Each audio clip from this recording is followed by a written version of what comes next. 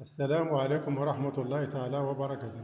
في هذه الحصة سنقوم بإنجاز أول درس فيزياء جدع مشترك علوم خيار فرنسي. Le tronc commun scientifique, option français. Notre premier cours, c'est la loi de gravitation universelle. Ce cours comporte 4 paragraphes. La première, c'est l'interaction gravitationnelle, التجاذب الكوني. La deuxième, c'est le poids et la force d'attraction gravitationnelle, الوزن وقوة التجاذب الكوني. La troisième paragraphe, c'est exercice d'application. La dernière, c'est l'ordre de grandeur. Maintenant, on va commencer notre cours, la loi de gravitation universelle. Petit 1, l'interaction gravitationnelle. 1.1, énoncé de la loi d'attraction gravitationnelle. Deux corps A et B ponctuels, c'est-à-dire de petites dimensions par rapport à la distance qui les sépare, deux masses respectives MA et MB, séparés d'une distance D, exercent l'un sur l'autre des forces d'attraction gravitationnelle. جسمان A و B نقطيان تفصل بينهما مسافة D يطبقان بينهما قوى تسمى بقوى التجاذب الكوني. On considère le corps A de masse MA, le corps B de masse MB. Les deux corps exercent l'un sur l'autre des forces d'attraction gravitationnelle. La force FA sur B et la force exercée par le corps A sur le corps B. La deuxième force, c'est FB sur A, c'est-à-dire la force exercée par le corps B sur le corps A. Les deux corps sont séparés d'une distance petit d. Maintenant, on va voir les caractéristiques de la force de gravitation universelle. Donc, les caractéristiques sont les suivantes. La direction, al-ittijah, c'est la droite joignant les centres de A et B. Al-ittijah al-mustaqim al-mar min A ou B. Le sens orienté vers le corps qui exerce la force. Par exemple, la force FA sur B, c'est la force exercée par le corps A. Donc, le sens de cette force est dirigé vers le corps qui exerce la force, c'est-à-dire vers A. De la même façon, la force FB sur A, elle est exercée par le corps B. Donc, le sens de cette force est dirigé vers le corps B. L'intensité, c'est une relation mathématique qui nous permet de calculer la valeur de l'intensité. FA sur B, son vecteur, c'est-à-dire l'intensité, est égale à l'intensité FB sur A, est égale à grand G. Grand G, c'est une constante de gravitation universelle, il a une valeur constante, multipliée par la masse MA, c'est-à-dire la masse du corps A, fois la masse MB, sur la distance D au carré. Les unités, pour l'unité de la valeur de grand G, c'est Newton, mètre carré, kilogramme, moins 2.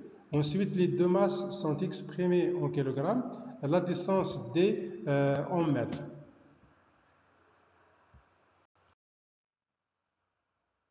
Les masses MA et MB sont exprimées en kilogrammes. D, la distance entre les deux corps en mètres. Ensuite, grand G, c'est une constante de gravitation universelle dont la valeur est grand G est égal 6,67 10 à la puissance moins 11 newton, kilogramme moins 2, mètre au carré. FA sur B et FB sur A sont les intensités exprimées en newton.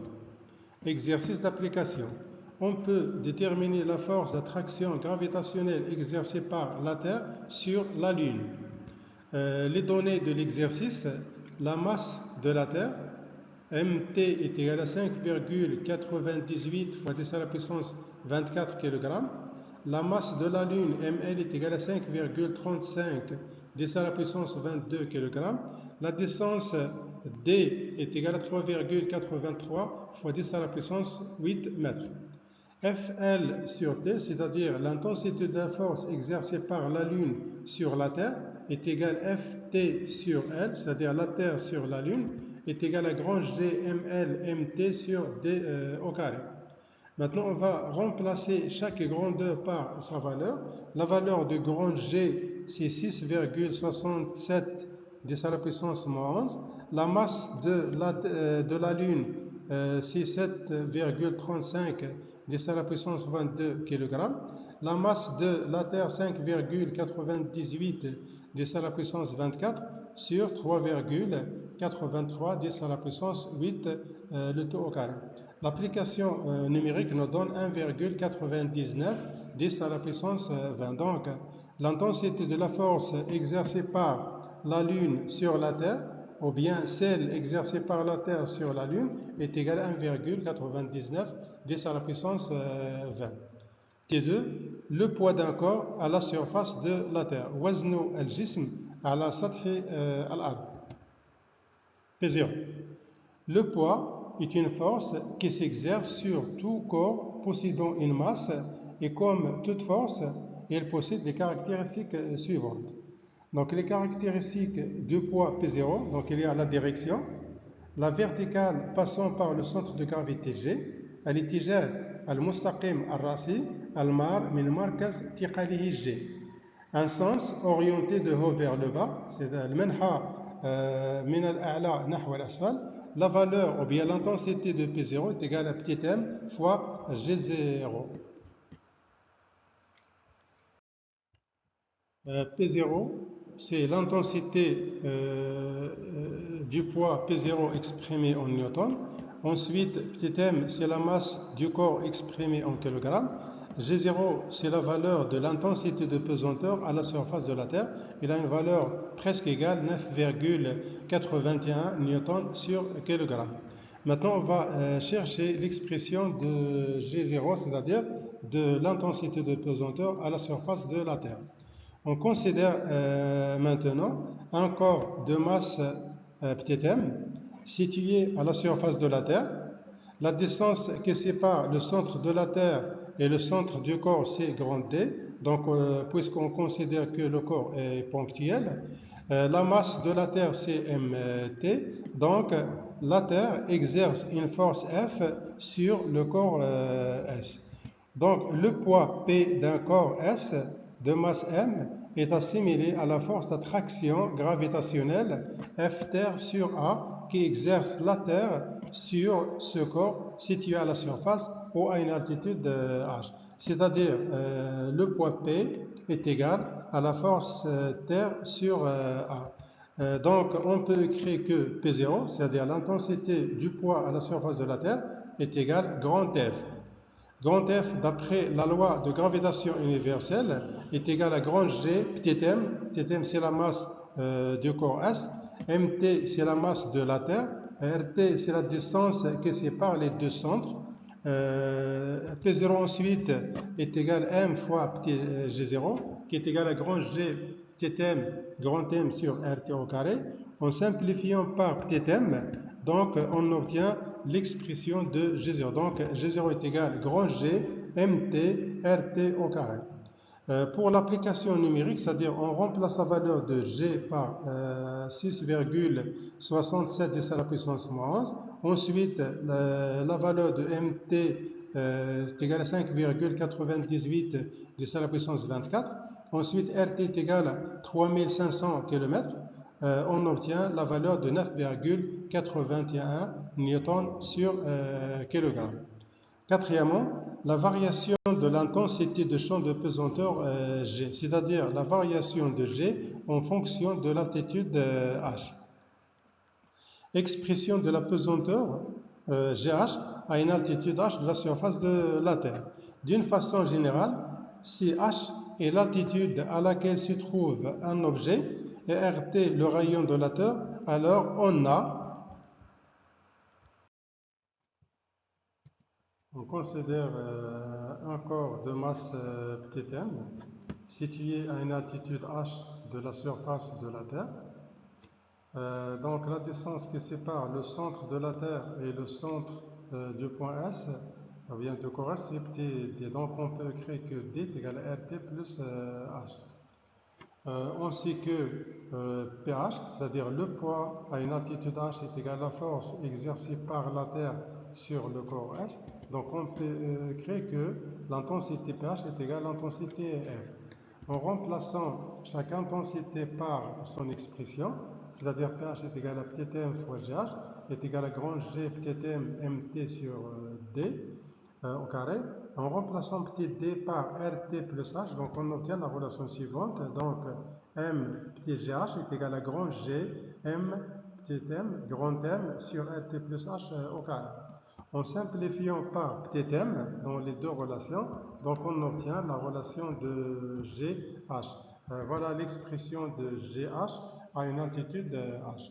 D'après cette relation, on remarque que la valeur de GH dépend de petit h. C'est-à-dire, lorsque h augmente, la valeur de GH diminue.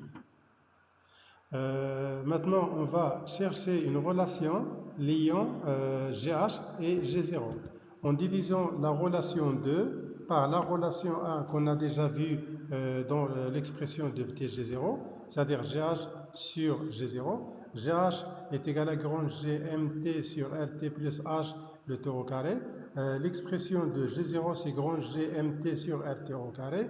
En simplifiant par grand GMT, donc on obtient que GH est égal à G0 fois RT sur RT plus H le tout au carré. G0, c'est l'accélération ou bien l'intensité de pesanteur à la surface de la Terre. Elle a une valeur presque 9,8. GH, c'est l'intensité de pesanteur à une altitude H de la surface de la Terre. 4. Le poids d'un corps à une altitude H de la surface de la Terre. D'une façon générale, on définit le poids d'un corps à une altitude H de la surface de la Terre par la relation suivante. pH est égal à M fois GH. GH, c'est l'expression de l'intensité de pesanteur à une altitude H. Maintenant, remarque, nous avons trouvé l'expression de l'accélération de la pesanteur à la surface de la Terre par la relation suivante. G0 est égal à grand G fois mt sur RT au carré. Maintenant, à la surface d'une planète X quelconque, de masse mx et de rayon Rx, cette expression devient Gx est égal à grand G mx Rx. Par exemple, à la surface de la Lune, Gl ou bien G0L est égal à grand G fois ml sur ll le tout au carré. Exercice d'application. La Lune est entre la Terre et le Soleil. Petit 1. Schématiser la situation sans échelle. Petit 2. Exprimer puis calculer la valeur de la force d'interaction gravitationnelle exercée par la Terre sur la Lune. Troisièmement, exprimer puis calculer la valeur de la force d'interaction gravitationnelle exercée par le Soleil sur la Lune. Les données, grand G, la masse de la Terre, la masse de la Lune, la masse du Soleil. Ensuite, la distance entre la Terre et le Soleil, c'est dts. Ensuite, la distance Terre-Lune est égale à 3,84 fois 10 à la puissance 8 mètres. La première question, c'est schématiser la situation. Voilà, donc voilà le Soleil de masse ms. Ensuite, la Terre de masse mt. La Lune se trouve entre le Soleil et la Lune. Voilà la Lune. La distance entre le Soleil et la Terre, c'est dst. Ensuite, la distance entre la Lune et la Terre, c'est dtl. La force exercée par la Lune ou bien la Terre sur la Lune est dirigée vers la Terre. Ensuite, la force exercée par le Soleil sur la Lune est dirigée vers la Terre. La deuxième question, expression de la valeur de la force exercée par la Terre sur la Lune. Donc, Ft sur L est égal à grand G fois MTML sur DTL au carré. Voilà. La valeur de G, 6,67 10 à la puissance moins 11, multiplié par 5,99 fois 10 à la puissance 24, c'est la valeur de la masse de la Terre. 7,4 10 à la puissance 22 sur 3,84 fois 10 à la puissance 8 au carré. On obtient Ft sur L est égal à 2 10 à la puissance 20 newtons. La troisième question, expression et valeur de la force exercée par le Soleil sur la Lune. Expression Fs sur L est égal à grand G ms ml sur dsl au carré. La distance dsl, donc d, c'est-à-dire entre le Soleil et la Lune, est égale à grand D, c'est-à-dire dst moins dtl. Donc on peut la remplacer dans l'expression, c'est-à-dire fs sur L est égal à grand G ms ml sur la distance dst moins dtl. L'application numérique, dst est donné dans les données de l'exercice, ensuite dtl, donc on obtient 2 10 à la puissance 20 newtons. Donc on constate que les deux forces ont même intensité ou bien sont de même ordre de grandeur. La dernière partie, c'est l'ordre de grandeur. Θ, l'écriture scientifique, c'est la notation scientifique et l'écriture d'un nombre x sous la forme du produit A fois 10 à la puissance n. A, c'est un nombre décimal compris entre 1 et 10. Et n, le nombre entier positif ou négatif.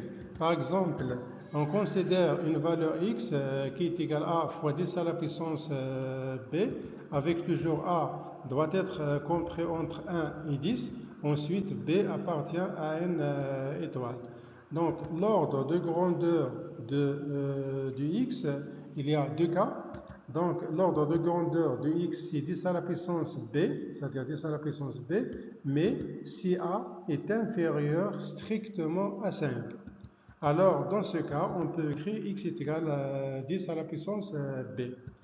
Mais si la valeur de a est supérieure strictement à 5, alors l'ordre de grandeur de x est égal à 10 à la puissance b plus 1 mètre. Alors x est égal à 10 à la puissance b plus 1 mètre. Maintenant, on remarque les multiples et les sous-multiples du mètre. Les multiples, par exemple, 1 km est égal à 10 à la puissance 3 mètres. 1 mégamètre est égal à 10 à la puissance 6 mètres. 1 gigamètre est égal à 10 à la puissance 9 mètres. Les sous-multiples du mètre. Millimètre, c'est-à-dire 1 millimètre est égal à 10 à la puissance moins 3 mètres. 1 micromètre, 10 à la puissance moins 6. 1 nanomètre, 10 à la puissance moins 9. 1 picomètre, 10 à la puissance moins 12. Femtomètre est égal à 10 à la puissance moins 15. Application.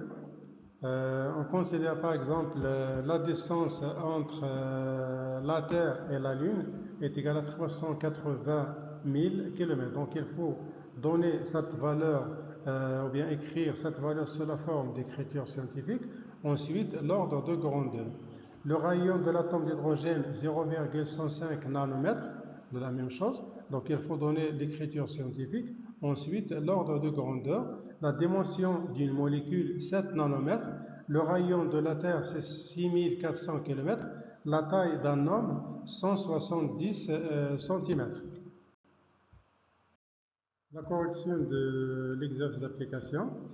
Par exemple, la distance entre la Terre et la Lune, c'est 380 000 km. 1 km, c'est 10 à la puissance 3. Donc, l'écriture scientifique de cette valeur s'écrit sous la forme de 3,8 10 à la puissance 8 mètres. L'ordre de grandeur de cette valeur, c'est 10 à la puissance 8, car 3,8, il est inférieur à 5. Ensuite, le rayon de l'atome d'hydrogène, c'est 0,105 nanomètres. Un nanomètre est égal à 10 à la puissance moins 9. Alors, l'écriture scientifique de cette valeur est égale à 1,05 10 à la puissance moins 10. L'ordre de grandeur, c'est 10 à la puissance moins 10, car 1,05, il est inférieur à 5. La dimension d'une molécule, c'est 7 nanomètres. 1 nanomètre, c'est 10 à la puissance moins 9. Alors, l'écriture scientifique s'écrit sous la forme de 7 fois 10 à la puissance moins 9. L'ordre de grandeur, c'est 10 à la puissance moins 9 plus 1, car la valeur 7, il est supérieur à 5. Donc, l'ordre de grandeur, c'est 10 à la puissance moins 8. Le rayon de la Terre, 6400 km. 1 km, c'est 10 à la puissance 3 mètres. Alors, l'écriture scientifique, c'est 6,4 10 à la puissance 8 mètres, c'est à la puissance 6. L'ordre de grandeur, c'est 10 à la puissance 6 plus 1, car 6,4 est supérieur à 5. La taille d'un homme, c'est 170 cm. 1 cm, c'est 10 à la puissance moins 2. Alors, 170 cm est égal à 1,70 m. L'écriture scientifique, c'est 1,70 10 à la puissance 0. Alors, l'ordre de grandeur, c'est 10 à la puissance 0, car la valeur 1,7, il est inférieur à 5. Maintenant, on a terminé notre cours et à la prochaine fois.